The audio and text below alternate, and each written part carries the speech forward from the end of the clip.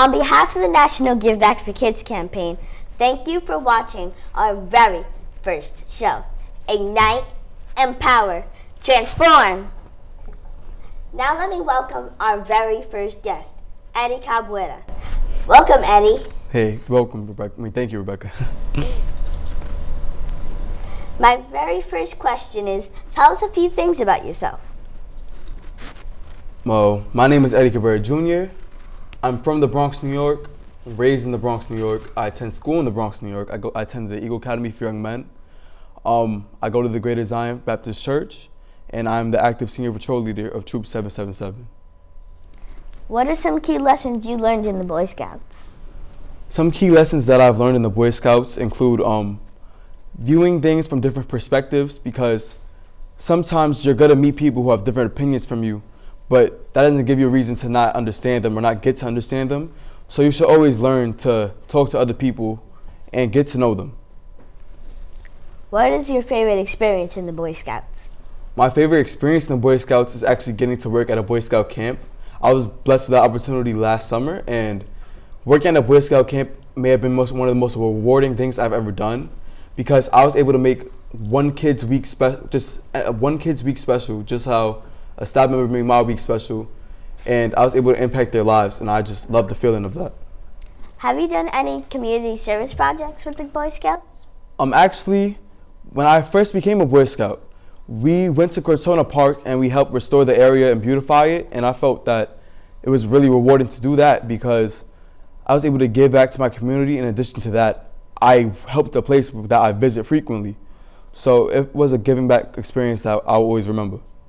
We consider you as an urban superhero. What is your superpower? Thank you. I believe my superpower is my ability to express myself. And people may think expressing yourself is something that comes naturally, but some people are reluctant to do so or don't do it at all because they're just not sure what they feel or how they can express it. I feel that I'm able to do that with ease, and God bless me with that ability. And I'm able to express my opinion without becoming too shallow or like becoming just hard-headed. I'm able to express my opinion and be ready for any feedback because I know what I feel. What is your kryptonite? I would have to say my kryptonite would probably be sometimes I surround myself with the wrong people. I mean, I try to see the good in everyone, but certain times there are going to be people who don't have the same ambitions as you, and they don't have the same mindset. They might have a defeatist mindset. So your best choice in life may be to just leave them behind, and you have to work on yourself. Who has been the greatest influence in your life? That's actually a really tough question. I would have to say, for that question, I actually have two answers, and that would be both of my parents, because my parents are the true definition of resilient. They work every day trying to make a living and supporting me and my siblings, and I could never ask for any better parents because no matter what I want to pursue or what I want to do for school, what I want to do after school for activity, they've supported me 100%, and they've given me that back support that no matter what I'm going to do, they'll be there for me. How do you manage your schoolwork with the Boy Scouts? I manage my schoolwork and my Boy Scouts because with school, it's always come naturally to me. Like ever since pre-K, I've always made school my priority, and school is easy for me. So I'm able to handle my schoolwork in enough time that I can handle other things. But if anything comes up unexpected, such as like Regents or SAT prep, my Scoutmaster is very lenient. So if I have to study for something, he'll be okay, you can take this day off, or you can get back to someone at this time. So it's a combination of me finding my balance in work and my Scoutmaster being the great person he is. Do you have any additional activities besides the Boy Scouts? Well, I have a few hobbies. I like creative writing and I like theater, but my main activities would probably be participating in my school student government, participating in my school's mock trial team, and attending church. In my church, I'm very active. I've been active since I was a little kid, and it's one of the things that's always kept me going because that's like an entirely separate family than my actual family. And in my church, I do usher, I'm on the choir, and I feel that that's helped me mature into the young man I am today. Share with us some of your favorite influence songs on your playlist? The most influential songs on my playlist would probably be Connect by Drake and Love Yours by J. Cole. And both of those songs, they have different meanings, but the general consensus of those songs is basically that you can never really forget your past. In the song Connect, you really have to see like who's brought you up to your point, and in Love Yours, you have to see who's helped you become the person you are today. What do you think is your favorite thing to do besides Boy Scouts and schoolwork? Oh, that's hard. I think my favorite thing to do would probably just spend time with my family, because those are really my favorite people on earth, and without them, I wouldn't be anywhere. Do you have any other siblings? Yes, I actually have 2 older brothers and 1 older sister. My older sister is currently at Herkimer College, and my 2 brothers are living with me, and I wouldn't ask for any other siblings. Thank you for being with us today. Thank you so much. Ignite, empower, transform. Thank you. Cut. Welcome to our next segment of Ignite, Empower, and Transform. I'm the board chair of the National Give Back for Kids campaign, Rachel Cheeks Gavan, and I'm honored and pleasure to have the opportunity to interview our next guest, Coach Spencer. So to start off, Coach Spencer, Yes. tell us, how was Bronx Storm created? Well, Bronx Storm started off as my need to do something for my daughter. My daughter, we've been in different AAU traveling basketball teams. She also plays for her high school, which is your alma mater, Cardinal Spellman in the Bronx. Mighty Spellman Knights. Mighty Spellman Knights, that's right. And I wanted to make sure that she had some place that I could help develop her talents. So we developed Bronx Storm, which started off with just 7 girls. And from February to August, we had a nice record of 32-13. Girls played their butts off. Now we added some more girls. We're doing fundraising in the neighborhoods. We're going out and try to do different things to get the girls, so the parents don't have to pay all the money for these different tournaments. So we try to get fundraising sponsors to help us out. We got a GoFundMe page, Facebook page to help donate for that as well. So it's a lot going on with the girls. So I see you're inspired to give back. Yes, always. Quite a bit. And have you imparted that inspiration to the girls that are on the team? Oh, what we try to do over the past couple of years, we try to go and Thanksgiving help feed the homeless.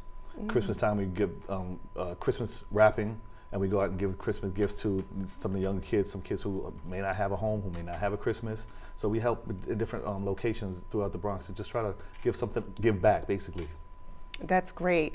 Now I'm just going to switch gears a little bit because I learned something about you. You had another name for yourself, Yes, but yes. how has your experience in the world of hip hop helped in your endeavor? I have always been known as Spence Boogie. Everyone's known me for Spence Boogie for I love it. forever.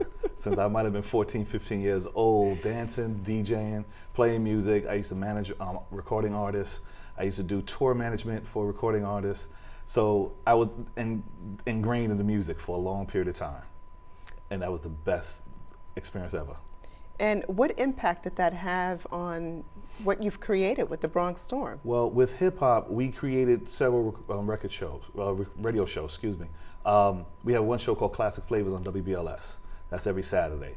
My partner and I also created a show called Sports on Wax, which was a sports talk show that had hip hop music playing in the background. So that put thoughts in my head of creating programs for kids, which turned into Bronx Storm. And that helped me be able to go out and help for kids that don't have a chance to do certain things. They just come with us and we just keep training, develop, coach athletically and academically. Now you seem like a visionary man. Yes. So where do you see Bronx Storm 5 years from now? I want to own a building that has about 4 or 5 basketball courts in it that could be able to have the kids come off the streets, out of the projects, even the suburbs, and just come into the program, play basketball, play on a team, learn to be organized, learn to be a team player, and grow from there. You hear that? This is a superhero right here. Trying. And we consider you one. I'm very proud to have this honor to speak with you. But what is your superpower? To see the need in some people. To see the need that, okay, I know this person, girl or boy, needs a little something, needs an extra little pat on the back, an extra little word of encouragement, a phone call for that person. That was the same thing I did with music. Sometimes the recording artist can get their music recorded but can't get it out to the right people. So sometimes it's that extra phone call. It's letting somebody else know, look, this is good over here. Same thing with sports. A girl or boy has the talent, but maybe their grades are not right. Maybe their parents don't have the opportunity to get in front of a right coach. So those are little things that I would like to try to continue to do. It's such a gift. And what would you say is your kryptonite? Sometimes I tend to look at people and say, hey, you know what, I'll help. And then I get, for lack of a better word, screwed over later on. And you still try to look the good in people, but you're like, okay, I got messed over. It's okay. We'll just move on to the next. I'm not going to hold whatever happened with me and that person on to the next person. So. Right. And usually you take those experiences as a teachable moment. Oh, 100%. Right. Not only for yourself, but also for that the kids. individual Exactly. as well. Right. Exactly. So tell me, who has been your greatest influence in your life? Real easy question, real easy answer. My mother. My mom, when I was growing up, she was my mother and father. My dad had moved back down to South Carolina, so mom acted as mom, dad, psychologist, psychiatrist, bailiff, judge, jury, executioner at times. She did everything. So working 2 jobs overnight, I was watching my sister, and I tell my kids now, my sister and I used to walk back and forth to school, stay home by ourselves till 11 o'clock, and my mom did the 2nd and 3rd shift as a nurse. So she did 100 different things at the same time to make sure we had and we didn't need. So I try to make sure my kids know I'm going to make sure you have and you don't need things. Now, what you want is a whole other That's right. chapter. That's right. So we figured out the want stuff later, but right now you don't need anything. So that's my superhero to a point. I would call her super mom. Super and mom, we know that's there's it. a number of them that are out there today. Oh, yes.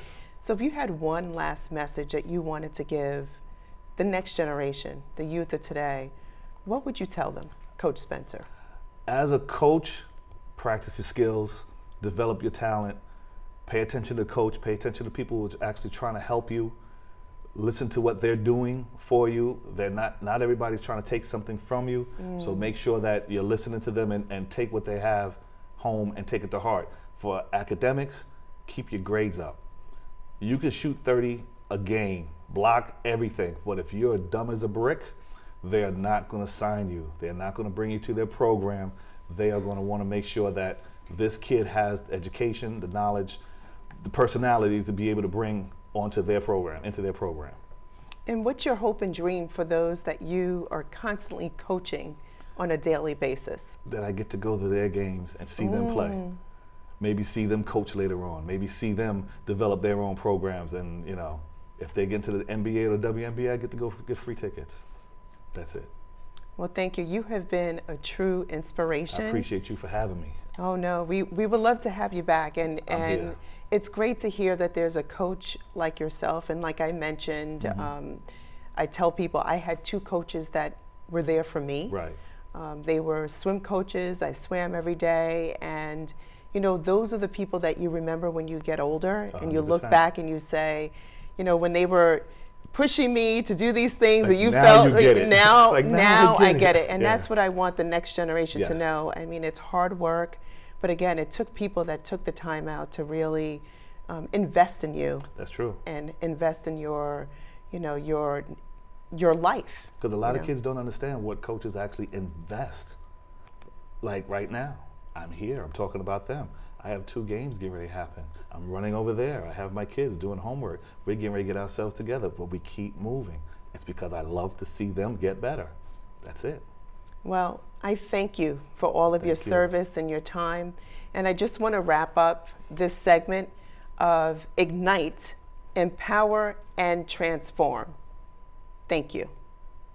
It's time we give back. Sow a seed and show someone where love's at.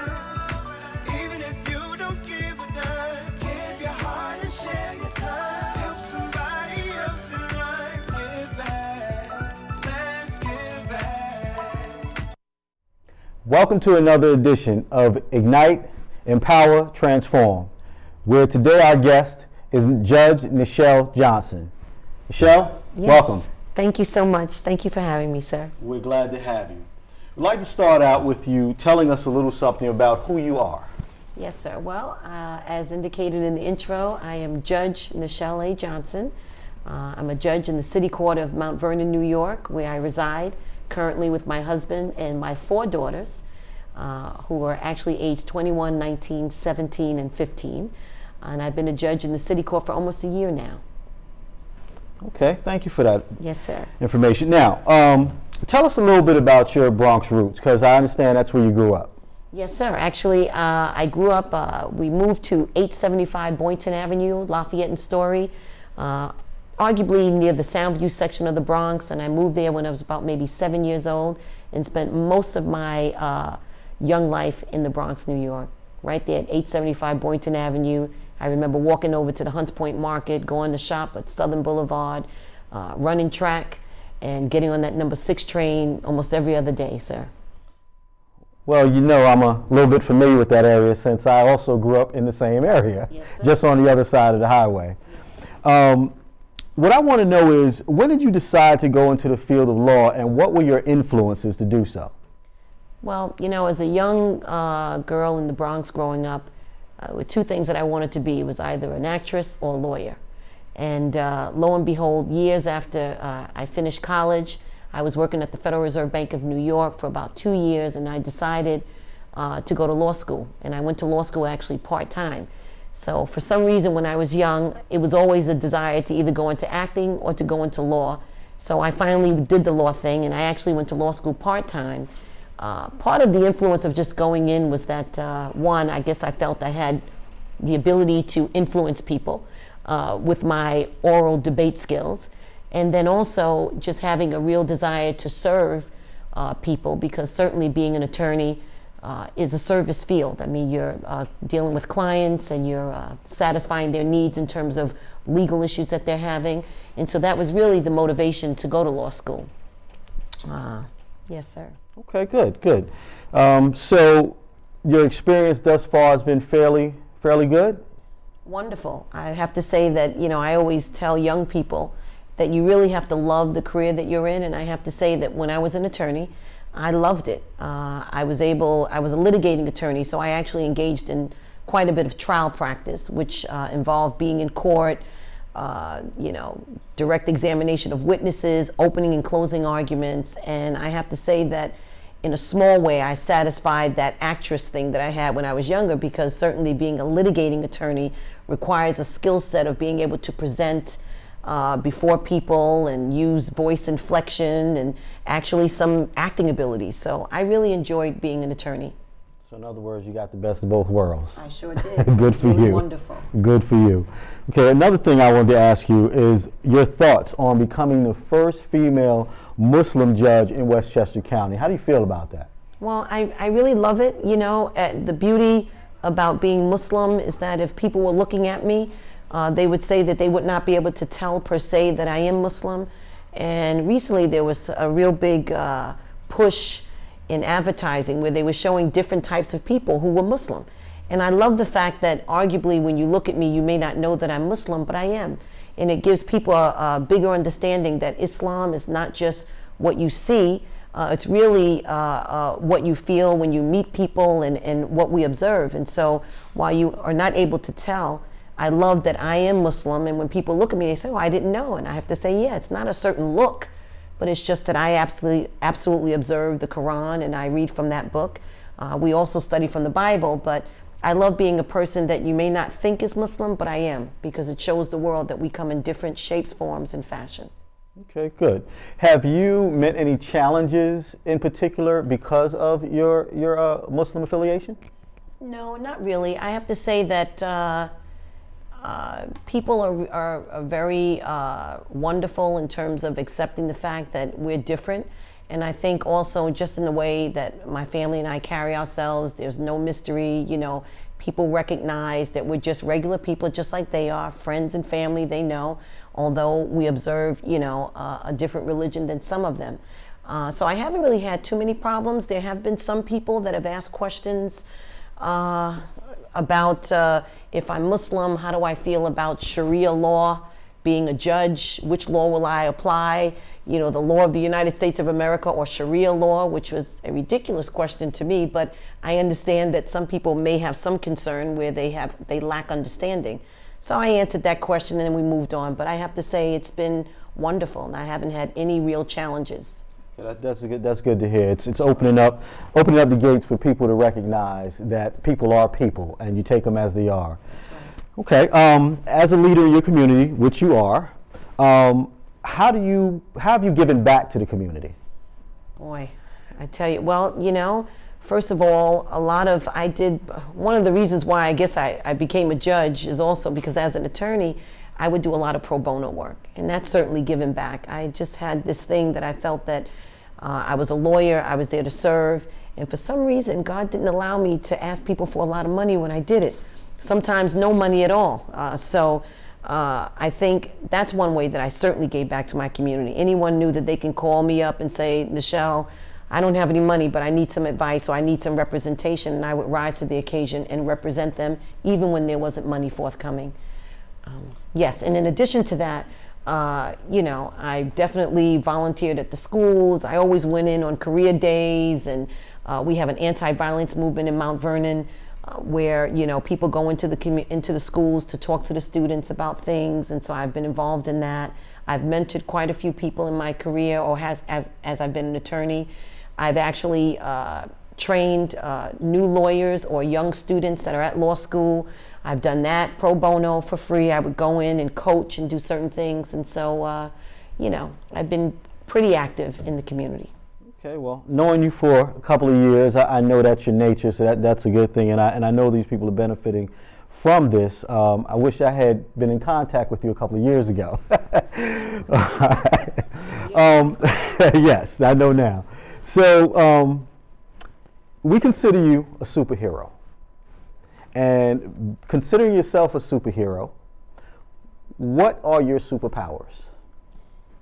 I have to say my superpower would certainly have to be the fact that I am certain, I exercise a certain amount of humility, and I believe I've mastered my interpersonal skills and how to get along with people from everywhere. And so I've had a skill set where I've not really had issues with people because I've mastered being able to communicate and having what I would view as supreme interpersonal skills that allow me to get along and influence people just by the fact that I've mastered that skill set. So that is definitely a power that I have, okay, and that I've used throughout my life to get certain places and to even be judged today. I'm gonna throw a little curveball at you. If you had to give yourself a superhero name, what would you give yourself? Oh boy. 10 seconds. Superhero name? I knew I'd put you on the spot. Yeah. I just thought I'd try it out.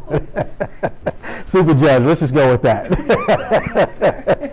Okay, so knowing your superpowers, which are great, I appreciate that. What would you consider your kryptonite? Probably, I don't know, taking on a little too much at times than I probably should bear, and so that gets me a little frazzled at certain points because I really try to do too much, certainly at certain times, and I extend myself. So that would be just trying to do everything for everybody sometimes. Gotcha. Is just tough. Gotcha. Well, I think we all kind of fall into that because we're giving people naturally. Exactly. So this is something we do, and we can't help ourselves. That's right. And we applaud you for doing so. Yes, sir. One other question I have for you. And this should be fairly easy, but sometimes a little tough. Your greatest influence. Who's been the greatest? Who or what has been the greatest influence in your life? Well, I would say that my mother, who's not here today, was a wonderful influence in terms of just being humble and being a person who tried to serve needs of other people. I learned that from a very young age because my mother was very, very kind, very giving, and I want to say that in terms of that particular aspect of my personality, I think I learned a lot from her to just be a caring person. But certainly as it comes to later on in life and being able to master myself and exercise a degree of self-worth and understanding who I am, who my people are, who other people are. I have to say that the Most Honorable Elijah Muhammad is one of my biggest influences as we speak today because he left supreme wisdom which I'm studying, I'm learning, I teach my children, and that course of study is a wonderful course of study that has helped me to master a number of situations, people, and things in a very positive way. Okay.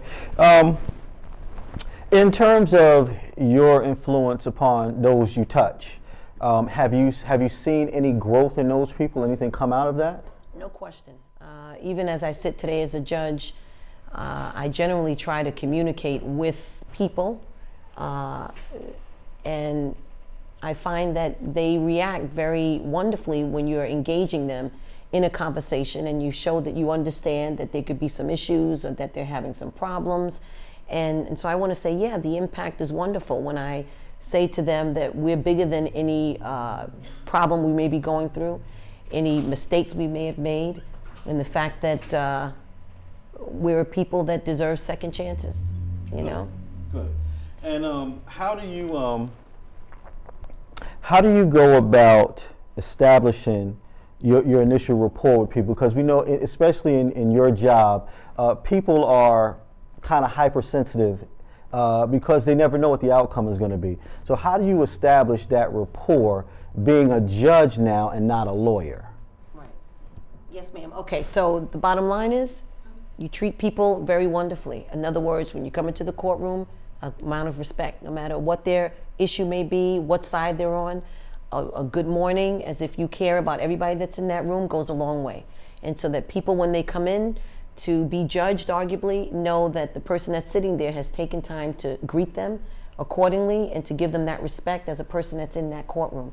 That goes a long way. And so I find that they react wonderfully when they see that they're being respected, no matter what side they're on. Gotcha. So it's all about respect. Yes, sir. Well, Judge Nichelle Johnson, I'd like to thank you for taking time to sit and talk to us. And I'm sure you probably influenced a few young folks out there to reevaluate themselves and what they're going to do in their next step. So thank you very much for coming and spending time with us. Mr. Stark, so good to have you. And thank you for having me. Brother. Absolutely. It's time we give